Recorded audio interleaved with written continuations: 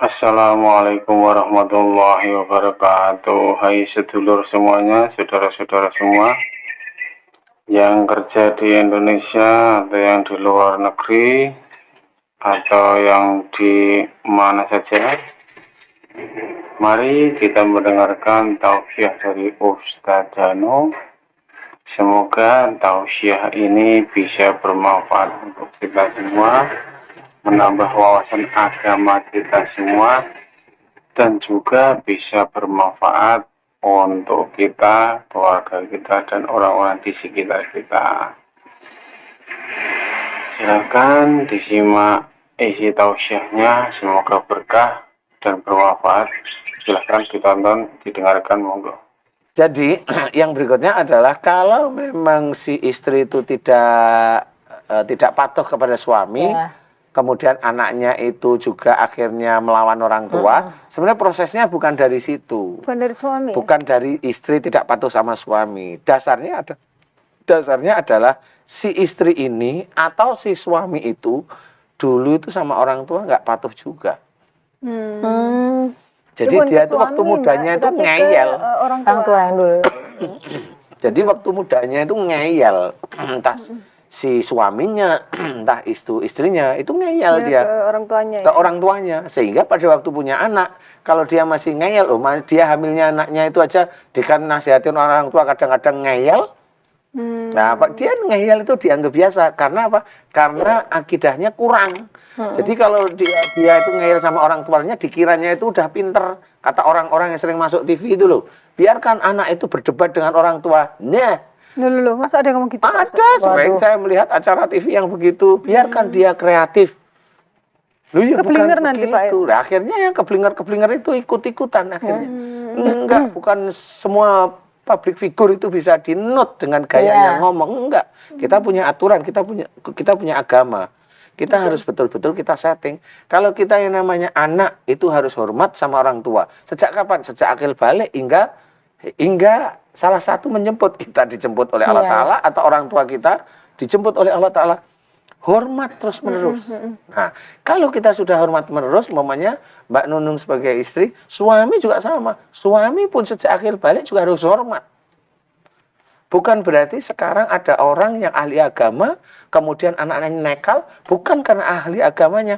Kita lihat belakangnya, dia nakal nggak dulunya, kan gitu. Tapi meskipun misalnya orang tuanya udah meninggal, tapi di saat orang tuanya meninggal, terus dia menikah, sang istri ini benar-benar tobat, menyesali dulu yang pernah berani sama orang tua. Setelah itu dia patuh sama suami, itu nanti anaknya berani nggak Ustadz kira-kira? Saya hanya tanya, pada waktu dia tobat, itu sekali apa 2 kali, apa 10 kali, atau 100 kali? Semenjak menikah. Semenjak menikah, tobat. Maksudnya tobat itu dengan orang tua kan menyesali dengan orang tua. Dulu berani. Dulu berani. Pertanyaan saya pada waktu mohon ampun kepada Allah Ta'ala itu berapa kali? Kan pertanyaannya saya hanya berapa kali? Karena anggap aja 1 kali melakukan eyelan dengan orang tua, kita tobatnya sama aja dianggap 1 kali. Kalau kita berkali-kali, bertahun-tahun kita tuh sering eyelan dengan orang tua, sering debat dan sebagainya, tapi tobatnya sekali, belum tentu, insya Allah belum tentu. Hitungannya itu nggak ketemu. Kalau ada seseorang bilang, loh itu tobat itu diampuni. Iya diampuni, tapi kan sama. Istilahnya kalau dalam Quran diceritakan, kalau kamu dipukul oleh seseorang, boleh membalas 1 pukulan. Tetapi Allah itu malah menyukai orang yang kalau dia didolimi malah didoakan. Berarti ini yang lebih. Paham? Berarti kalau dia itu ngeyel dengan orang tua, kalau dia nakal sama orang tua, kalau dia dolim sama orang tua, dia itu dolimnya itu 1000 kali. Allah malah menyukai si anak yang dolim sama orang tua ini. Taubat mohon ampunnya dia itu malah bisa 10.000 kali. Itu yang disukain. Makanya saya tanya, berapa kali tobat? Orang itu kan menganggap pada waktu dia tobat selesai. Padahal bukan itu. Banyak imbangan-imbangan Allah Ta'ala dalam Quran. Ada hitungannya ya? Ada hitungannya tetap. Makanya di sini orang itu menganggap ringan. Kalau sudah menganggap ringan, ya sudah. Karena menurut orang-orang yang barangkali agak tahu agama itu sudah dikira tobat sekali selesai. Enggak bisa. Berarti belum tentu orang minta maaf itu pasti udah kelar gitu. Belum tentu. Pasti masih ada hitungannya Ustaz ya. Ya, sekarang gini mamanya. Saya dolim kepada Mbak Nunung itu 10 kali. Dolim. Beda-beda dolimnya, kan gitu. 10 kali atau 100 kali. Dan saya meminta maaf sekali. Apakah itu selesai dengan saya dolim pada Mbak Nunung 100 kali itu sudah selesai di depan Allah? Kan begitu hitungannya. Karena Allah itu akan menghitung amal soleh dengan dosa itu dihitung. Bukan berarti itu karena dia sudah beramal soleh, dosa yang bejibun itu langsung hilang. Enggak seperti itu perhitungannya. Itu kan perhitungan orang yang menggampangkan dirinya sendiri. Biar dia itu berbuat dosa terus. Benernya sendiri Iya, dia minta ampun sekali selesai. Oh bukan. Kalau kamu mau lakukan itu silakan lakukan. Tapi kamu akan menilai nanti, kamu akan tahu di akhirat nanti. Insya Allah. Berarti itu dihisapnya ntar ada ya. Tetap akan dihisap sebenarnya. Innal hasanati yudhibnas sayyi'ah. Sebenarnya amal perbuatan baik itu mengurangi perbuatan buruk. Benar. Tetapi kan Allah tidak menjelaskan amalnya seberapa, buruknya seberapa, kan nggak dijelasin. Intinya adalah itu akan dijumlah semuanya, buruknya juga dijumlah semuanya, baru nanti ada perhitungan dikurangkan. suara. Perhitungan kalau banyak buruknya, ya sudah harus nongkrong. Oh gitu ya. Iya nongkrong dulu di mana neraka. Bu itu sudah jelas kok. Meskipun secara manusiawi, bener aku maafkan kamu, tulus tetap dihisap. Tapi dihisap jelas. Kalau orangnya sendiri kan begini. Makanya kalau di dalam Quran diceritakan fa'fu anhum wastaghfir lahum, maafkan mereka dan doakan kesalahan mereka kepada Allah Ta'ala. Ayat ini berlaku kalau kita didolimi orang lain, Allah menyuruh maafkan mereka. Kalau kita didolimi.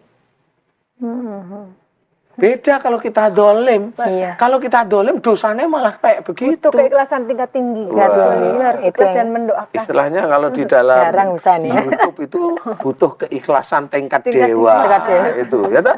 Tapi ini benar ya. Nanti saya mau Pak Ustadz berbagi ilmunya gimana Iya, iya, Ikhlas ilmu dengan itu kayak ikhlas. apa?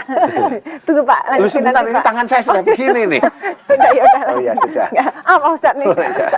Ya baik pemirsa, saya ingatkan lagi untuk Anda yang ingin memberikan pertanyaannya kepada Pak Ustadz melalui Bengkel Akhlak, silakan bikin video pertanyaan Anda, lalu kirimkan ke alamat email bengkel.akhlak@yahoo.com atau ke WhatsApp 0816 736 920. Kami akan kembali setelah jeda, pemirsa, masih di acara Bengkel Akhlak, di mana kita bisa memperbaiki atau mereparasi akhlak kita supaya mendapatkan kesehatan yang lebih baik. Nah, tadi Pak Ustadz akan berbagi bagaimana ilmu ikhlas tingkat dewa itu, Pak Ustadz. Tangannya tadi Tangannya begini, bagaimana ilmu tingkat dewa. Ikhlas Tangannya tingkat begini. dewa. Ya, begini. Ini bukan Semar. Tapi intinya adalah begini sebenarnya. Jadi keikhlasan itu harus dibentuk.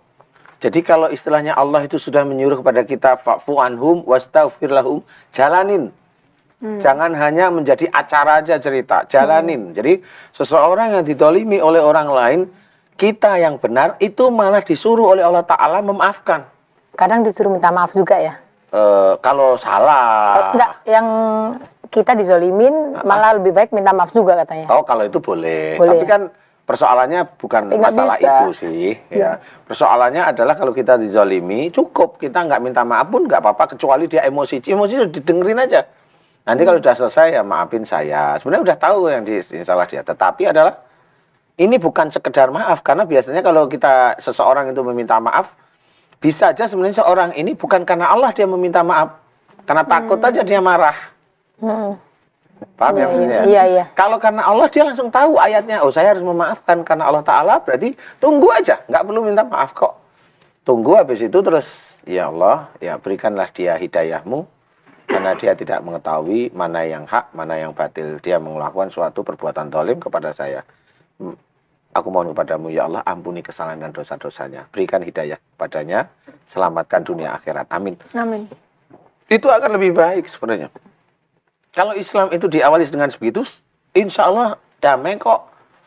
Ya memang rahmatan lil alamin itu memang diawali dari sana gitu loh. Jadi jangan berpikir bahwasanya kalau kita sudah melakukan perbuatan dosa banyak, kemudian kita minta Minta maaf. ampun, Selesai. selesai.